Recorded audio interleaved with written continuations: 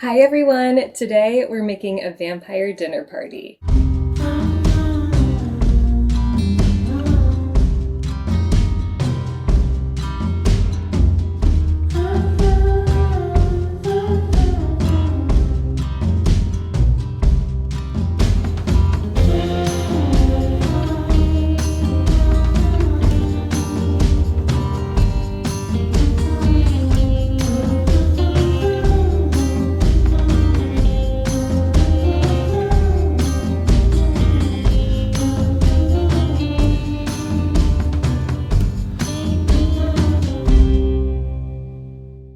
For this dinner party, I wanted everything to feel really elegant, but still fun and gothic. So I put together a menu of different recipes that have that vampire-y vibe, lots of dark red and black, and all the food is colored with natural ingredients. There aren't any artificial dyes. I'm just gonna share some tips and secret ingredients with you for getting your food to look this color naturally. Also, if you've been with me for a while, you probably know that I like to make stuff in advance as much as I can before I do a dinner party, just so I can spend time with my guests and not cooking the entire time. So I'm going to show you some tips on how to make everything in advance or use some simple swaps just so that we can spend less time in the kitchen and more time with our guests. I'll also show you how to style a vampire dinner table with candles and natural decor. So sharpen your fangs, grab a blood bag, and let's get started.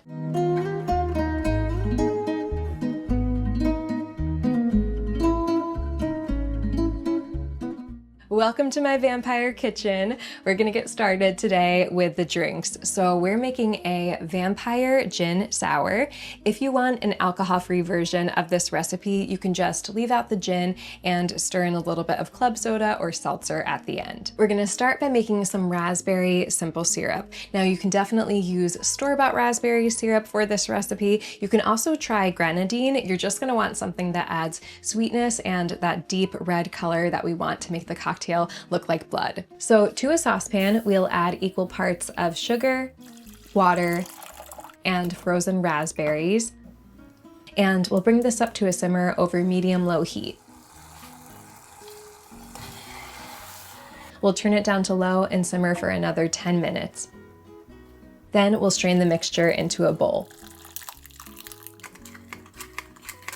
Okay, so I'm gonna cover this and store it in the fridge overnight, and I'm also going to juice a couple of blood oranges in advance, and we're gonna use all of this to make the cocktails tomorrow.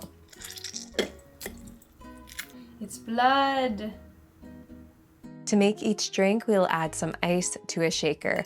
I can't find my shaker, so I'm using a mason jar. We'll add gin, blood orange juice, the raspberry simple syrup, and pomegranate juice.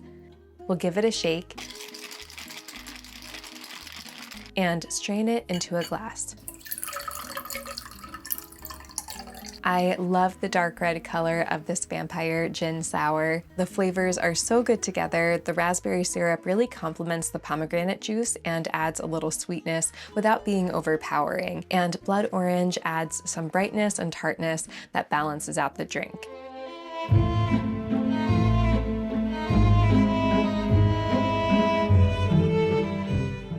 Next up, we're gonna make some roasted tomato and beet soup. You can absolutely use store-bought tomato soup and maybe stir in a little bit of beet juice just to give it that nice bloody dark red color. To a parchment-lined baking tray, we're gonna add some tomatoes, a couple of carrots. I found these purple ones at the grocery store. You can definitely just use regular carrots, but these purple ones will add some more color. Then we'll add some chopped beets, and a yellow onion. Then I'll add a couple sprigs of thyme and rosemary for some extra flavor. We're gonna drizzle everything with a generous amount of olive oil and some salt and pepper. And this is gonna go into the oven to roast for about an hour. I like roasting everything low and slow because it kind of mellows out the flavors. It makes everything a little bit more sweet. When the veggies are done, we'll pull them out of the oven and let them sit for a couple minutes to cool off. Then to a stock pot over medium-low heat, we'll add some olive oil and some minced garlic and crushed red pepper flakes. Then we'll carefully add our roasted vegetables and some vegetable stock, and we'll bring everything up to a simmer. Once the soup is bubbling, we'll turn down the heat and cook it for about 10 minutes.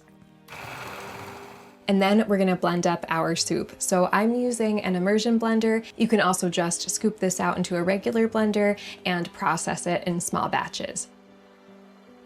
Look at that color. It is so pretty.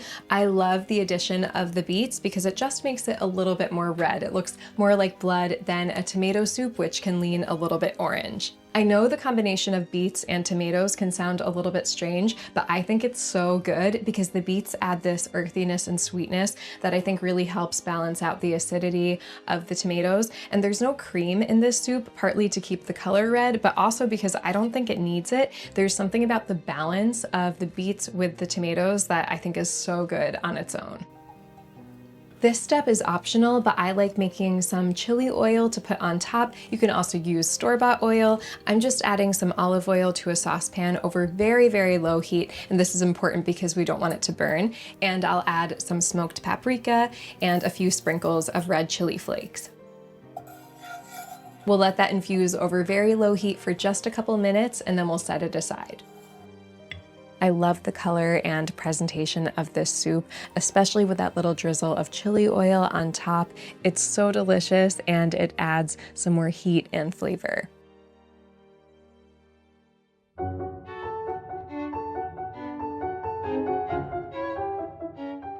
Okay, it's time to prep the stuff for the salad. So we're gonna do a kale salad with blood oranges, some red onions, and then a pomegranate balsamic vinaigrette. So when it comes to salads, I like to prep as much as I can in advance before the dinner party, just so that when people arrive, we can mix everything together, it's ready to go. But you can definitely wait until the last minute to prep your fruit and veg if you're worried about freshness. It doesn't usually bother me too much. So we're gonna start by making the vinaigrette.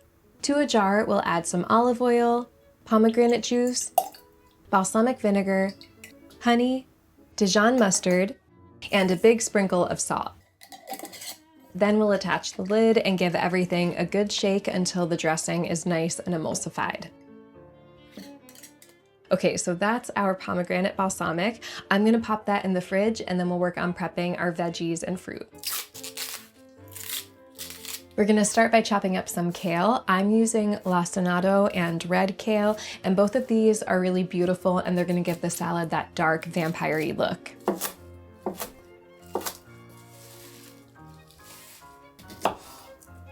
Then I'm slicing up some blood oranges. I'm gonna store these with some blackberries and pomegranate seeds for the salad tomorrow.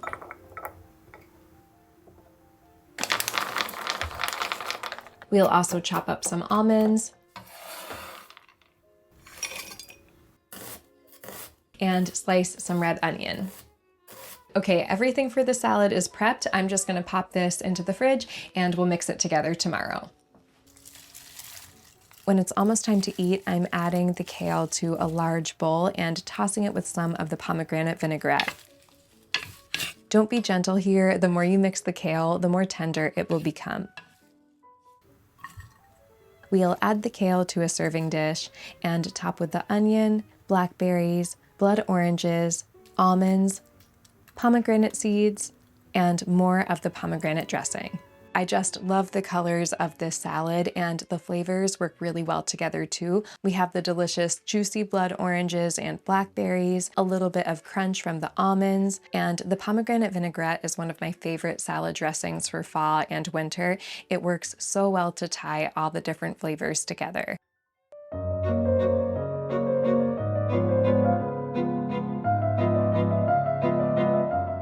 Next up, we're making veggie meatballs with pomegranate sauce over black rice.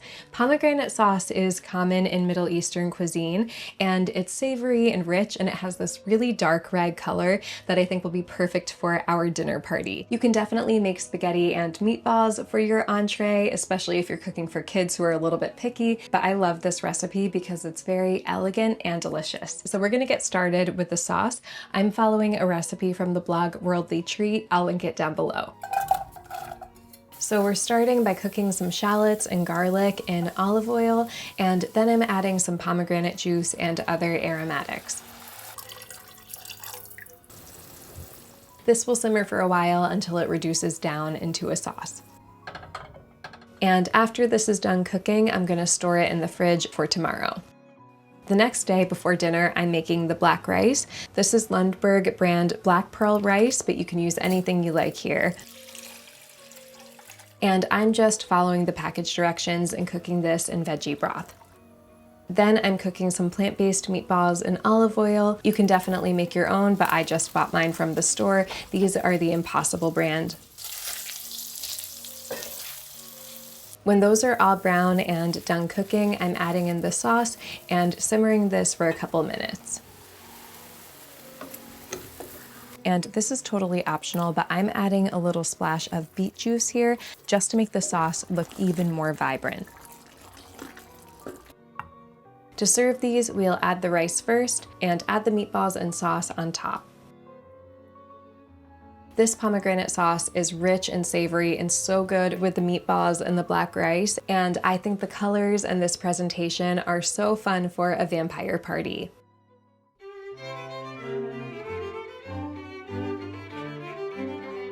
For dessert, we're making a black velvet cake with raspberry filling. So the black velvet cake recipe is from the Epicurean Mouse, and the filling recipe is from Sally's Baking Addiction.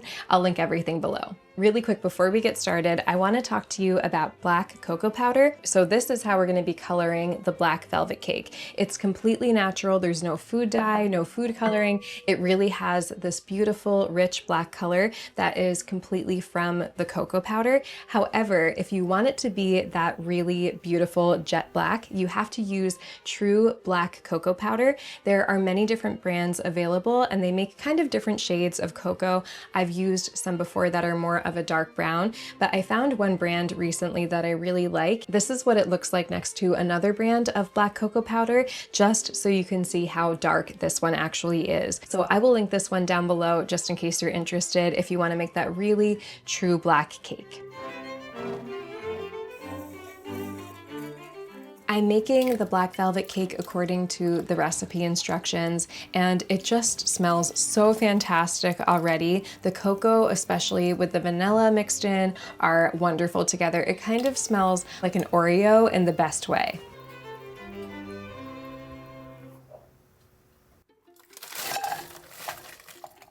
While the cake is in the oven, I'm making the raspberry filling. This is a really simple recipe. It's just frozen raspberries, some cornstarch and water, sugar, and lemon juice. We'll bring it up to a boil and let it simmer to thicken. I love how it kind of looks like blood. I think this is going to be such a good filling for the cake. And if the raspberry seeds bother you, you can strain them out, but I like to leave them in. Then we're gonna make the black cocoa frosting. This is also using the cocoa powder, so it's gonna give it that really nice, rich black color. And I'm just following the recipe instructions.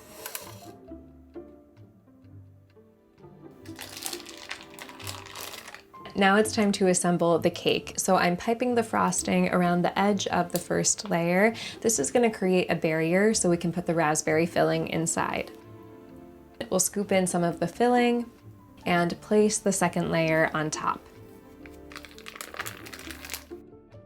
Then I'm frosting the cake and placing it in the fridge overnight.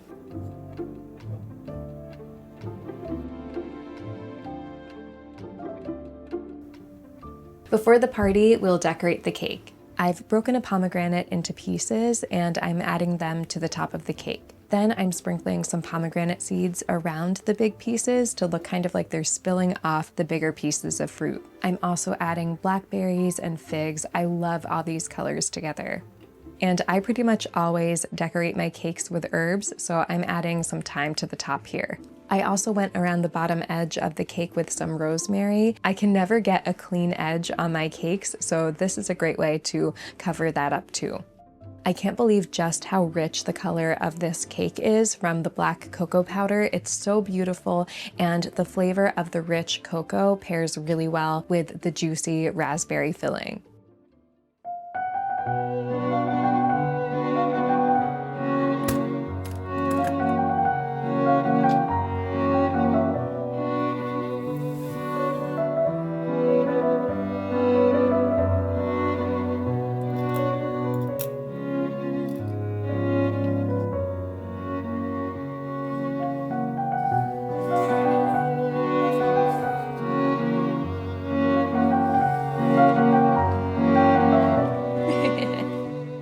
Life tip, if you ever have a dress or an outfit you've been wanting to wear and you haven't had the right occasion, throw a dinner party and theme it around the outfit. This dress has been sitting in my closet for over a year and I never had the right occasion to wear it until now. If I'm being totally honest, this was a huge inspiration for this Gothic Vampire Tea Party. I can't think of a more fitting dress for an occasion like this. Okay, so we are in the living room. We have a really small house, so whenever we do dinner parties, we actually like to move our table in here because we have a little bit more space for having more people over. So the table is right here. I'm going to show you how to set everything up and style it to fit with this kind of elegant vampire theme. So we'll start with this burgundy red tablecloth and we'll layer this black lace tablecloth on top. I love stacking tablecloths like this. It's a great way to create a little bit of a more interesting texture and color. Then I'm going in with this black lace table runner, and I like arranging it this way so it's a little bit messy and organic. This is going to be the base for our candles and other decor anyway, so it doesn't have to be perfect. I'm placing a candelabra and some different candlestick holders down the center of the table. I thrifted these, but I'll link some below that are similar. Then I'm adding in some grapes and pomegranates. I love decorating my tables with an edible centerpiece, and I think pomegranates and grapes have that really fun, dark Gothic vibe. I'm also adding some bud vases with these beautiful dark red ranunculus. I recently discovered these bleeding candles. The wax looks like blood when they burn, so I thought these would be perfect for tonight's theme. Once the table is all styled, I'm setting up each place setting.